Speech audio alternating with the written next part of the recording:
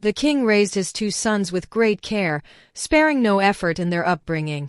He educated them in such a way that each son grew up known among both the common people and the nobles, famous and distinguished. The elder son was named Schahryar, and the younger son was Zaman. Schahryar was renowned for his bravery, generosity, and justice, and his fame spread far and wide.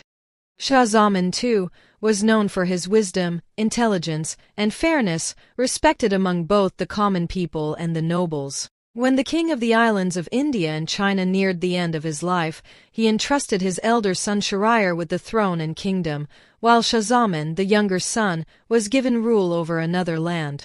After their father's death, both sons took charge of their realms. Schahryar ruled the islands of India and China, while Zaman governed the land entrusted to him. For 20 years, each brother reigned with power and justice, maintaining their thrones without any dispute or weakness in their courts. At last, one day the elder brother, Schahryar, longed to see his younger brother, Zaman. Zaman, who ruled his own kingdom, prepared to set out for the islands of India and China. He summoned his grand vizier and said, "I wish to visit my brother Schahryar. Prepare for me a splendid and royal journey, for in 2 days I intend to depart. In my absence, you shall manage the affairs of the kingdom and act as my deputy." The vizier obeyed, arranging everything for the journey. After preparations were complete, Zaman set out, accompanied by nobles, soldiers, and attendants, beginning his journey toward the islands of India and China.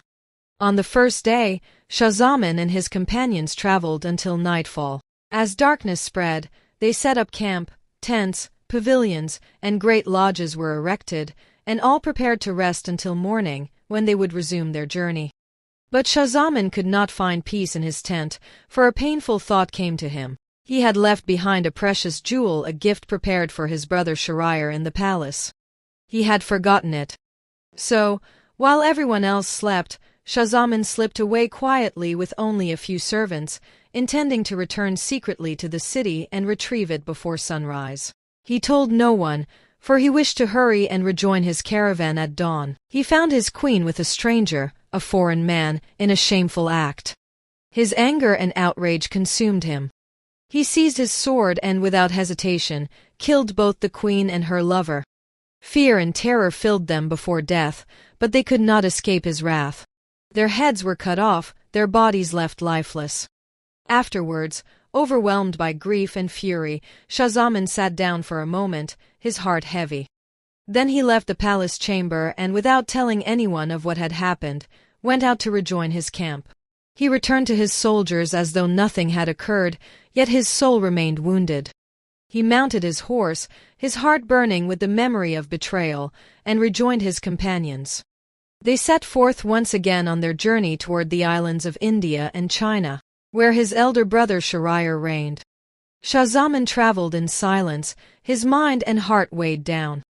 The only hope that kept him moving forward was the thought of seeing his brother again after 20 years apart.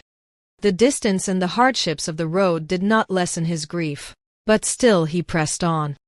After weeks of travel, hardship and exhaustion, Zaman finally reached his brother's capital in the islands of India and China. When he arrived, news of his coming spread quickly. His brother Schahryar ordered the city to be illuminated in celebration. Streets and gates were decorated with carpets, banners, and flowers. Nobles, ministers, and the people came forth to greet him with honor, but even amid the grand welcome, Zaman's heart remained wounded, consumed by sorrow, thinking constantly of his betrayal. Though he reunited with his brother, his soul was heavy with grief.